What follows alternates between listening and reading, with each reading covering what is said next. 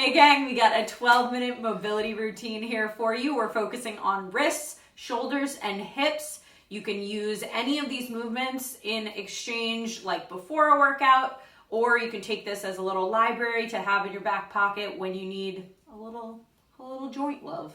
Nice. Let's fix Dan. Fix me. Let's start with our wrists. We're gonna do some fist circles. So make a fist nice and tight, lots of tension here. We're not just like lazing around. Lazing around. We're not lazing around. That was before we were lazing. We were lazing earlier. Now we're doing fist circles. Awesome. A couple more seconds here. We're gonna start with our wrists. Make sure you're sitting up tall. Your posture is still important here. Let's do some finger articulations. So jazz hands, as I like to call it. Spread your fingers as wide as you can and then slowly curl them into a fist. And then unfurl with the same amount of tension. It feels weird. I know, it feels crazy. We don't really spend so much time on our hands and our wrists, but like, think about how much they do for you during the day. I'm bringing like face tension into it as I do it. Yeah, definitely don't bring face tension into it. Let's do a little bit of lateral articulation from side to side. Another thing that you're like, why do I need this? I never do this. Oh, really? If you're an Italian hand talker like me, then you definitely need this. I was like, oh, she's going to talk about cooking or something. No, an Italian hand talker. Oh, okay. Yeah, Got it, I know yeah. what that is.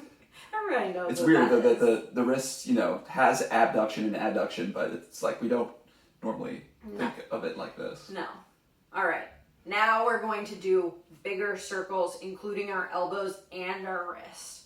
So going in both directions. It's like, this is making the spell. Yeah. Creating the spell. Still sitting up tall. Abs are strong. It's full body, even when we're focusing on just our wrists, you're not relaxed, really. All right, we're gonna do some wrist rocking. So you're gonna come to your beast position, quadruped, whatever you wanna call it. And you're gonna rock forward, getting some stretch in the forearms there, and back. Awesome. Keep your back nice and strong, just like you were gonna do a push-up. Spread your back wide, a little bit of protraction through your scapula. One more here. Awesome. Okay. Now we're going to get a little bit of flexion and extension, putting a little bit of weight into the hands as we do this. Everything that we do, all of our movement is based on our mobility and stability. Those two things are key for quality functional movement. So it's important that you start here, start on the mat, slowly making sure you're ready. Okay, this is the last wrist exercise. We're gonna do what's called a hand push-up. I'm gonna do it from the beast position because I'm not that advanced at this and it's very challenging. So you're gonna slowly roll up through your wrists, through your fingers. There's some cracking and popping that happens for me. And then back down through your fingers and flatten out the palm. As you feel comfortable with this, you can put more weight in your hands as you do it. I'm not quite ready for that, so take it slow. Yeah, more challenging than you would think. Much more challenging. Okay, shake that out. We're gonna do some nice juicy shoulder circles, starting on whatever side you feel comfortable with. It's as if you're sitting next to a wall and you're just tracing a big circle on that wall and then go the other direction. Have you done that? Did you take a Sharpie when you were a little kid and draw big circles on the wall for your mom? Yeah, it was more of like a mess of lines Switch to and the other side. squiggles. That's somehow not It surprising. wasn't very geometric. Opening up your chest a little bit on this one, you can take your head with that circle other way if you haven't switched up the directions yet. Yeah, remember that that deep breathing. Don't forget it. Sending oxygen to all these areas we're warming up gently. Cat-cow, you know, pretty standard, oldie but a goodie. Can't go wrong here. Nice and strong, palms are underneath your shoulders, lifting up through your back, your scapula, and then dropping the belly to the floor. Nice long neck. We don't want to pinch at the base of the spine, but you are looking up towards the ceiling, keeping a nice long neck.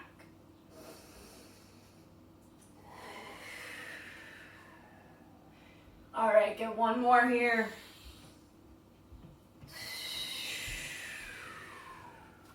All right, now we got a scapula push-up, which Dan's going to show you from his feet, and I'm going to show you in the beast position.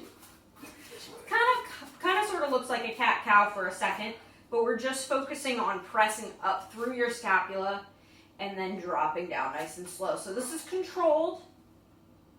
It's not dropping heavily. As you can see in this push-up position, his shoulder blades are coming together, and then we're creating space through the middle of the back.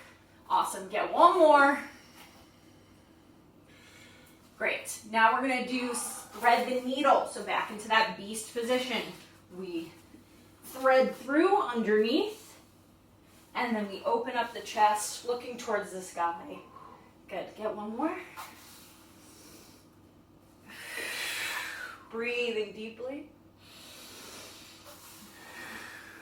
Staying on one side. We're going to switch right here. Hand comes down to the mat, and underneath, threading the needle. You can sit back into your hips a little bit here. Really open up the chest. Get a little retraction between your shoulder blades. Last one.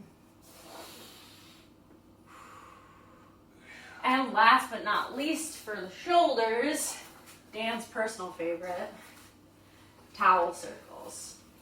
So grab any towel that you have. Something with a little more length is going to help you make that full circle. See, this is Nikki's range, and this is my range. That's it. I'm going to go here. And that's and okay. then I'm going to come back down. That's okay. I need to do this with a band. It's more, Yeah, you can do this with a TheraBand, and you get a little more give, which is great. But I spent my life doing this, and Danny didn't really work on his shoulders until more recently, so it is what it is. All right, drop that towel. Let's do some squat rise. Okay. Moving into the hips. So we come up to our feet, sit down deep into our invisible chair, sending our tailbone towards the floor, and then we're pressing your knees open, opening up the hips. Again, these look different on every body. on every body. Every body. You should see Beezus do this. He's really good at it. A couple more seconds here. Deep breath. All right, we're coming back to the floor for shin box, another one of Dan's favorites. So you're in a 90-degree angle with both of your knees, and you're going to swivel with just the heels remaining on the floor to the other side. Sitting up tall, getting a little bit of a stretch through the front of your hip here, your iliopsoas, your hip flexor. You can also add a little raise up to your shin, which is a full shin box, and get a stretch through the front of that quad and your hip flexor. Nice. Get one more on each side. Now, we're spending about 40 seconds in these stretches. You can do them for anywhere up to a minute. Let's go to a crab flow. Send your feet out long in front of you, and you're going to come into like a reverse beast almost. You're going to press up. Find the comfortable position for yourself here. It's not, comfortable, but you get it. Press your hips up to the sky, and then you're going to drop your butt back and down, flex your feet, and you're holding yourself up on your hands, supporting yourself. Yeah, so like I was saying, you can move through any of these for up to a minute. They're more dynamic. We're not using them as static stretches. So you want to keep moving, not really holding any one position for too long. This one's also great for the shoulders. Feel it. Yeah. All right. Sit your butt down. We're going to just do a simple hamstring stretch. So we're going to reach forward. Use the towel. And you can keep reaching up and forward. Breathing in as you sit up tall and out as you fold over the legs. Dan doesn't have as much flexibility here, so he's using a towel around the bottom of his feet to get into that position. You can sit up tall and kind of release and then come back into it to really get that deep stretch. Awesome. Ready for that straddle? Man, yeah. Take your legs wide. Doesn't have to be a pancake. That's fine. And then you're going to shift from side to side. Leg starts to internally rotate as you turn away from it. Good.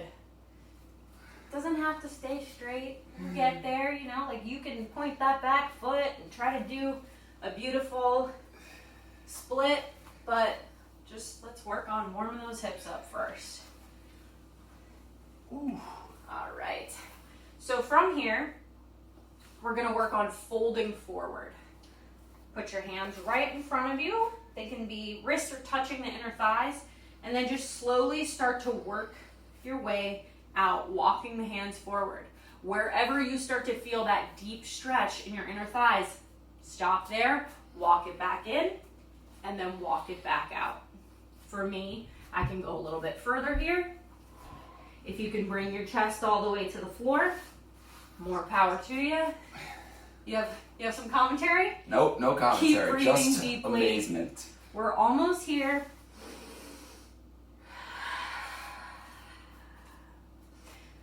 And that's it. Those are a number of stretches and mobility movements that you can do to prepare yourself for a great, strong workout. Whoop.